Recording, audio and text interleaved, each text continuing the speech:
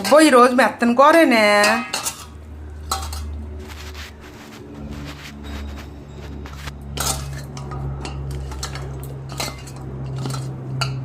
బాగుంది కూర, మెత్తగా ఉంది. ఇగో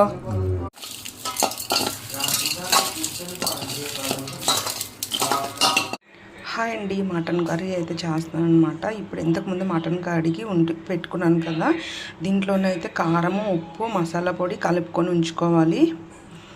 అట్లనే మటన్ మసాలా, దీనివల్ల టేస్ట్ వస్తుంది అనమాట. ఇగోండి కలిపి ఇలా పెట్టుకోవాలి. ఒక పక్కని కారము, ఉప్పు, పసుపది, మసాలా పొడి కూడా అని ఇలా ఒకసారి ఒక ½ అన్ అవర్ పక్కన పెట్టేసుకోవాలి.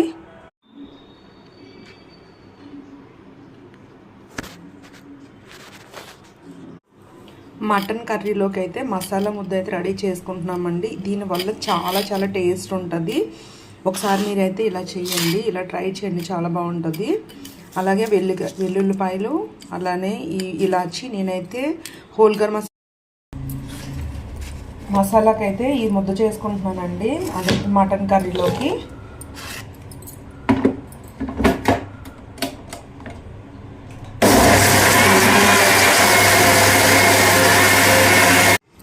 మటన్ కర్రీలోకి అయితే ఈ మసాలా ముద్ద అయితే రెడీ చేసుకున్నాం కదండి. ఇంతకుముందు మటన్ కలిపి పెట్టుకున్నాను కదా, అది కూడా. ఇప్పుడైతే కూర తాలింపు వేసేస్తాను. మటన్ కర్రీ అయితే తాలింపు వేసుకుంటున్నామండి. ముందుగా పచ్చిమిర్చి, ఉల్లిపాయలు వేస్తున్నాను.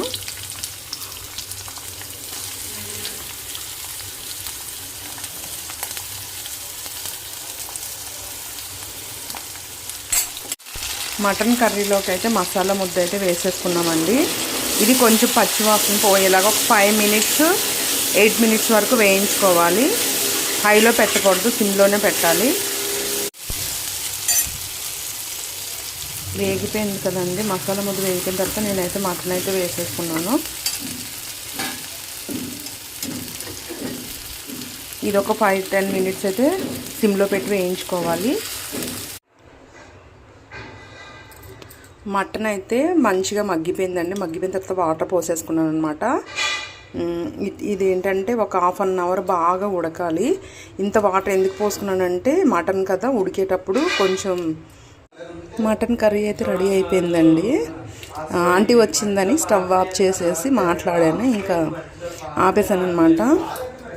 అలాగే కొంచెం కొత్తిమీర, పుదీనా వేసేస్తున్నాను.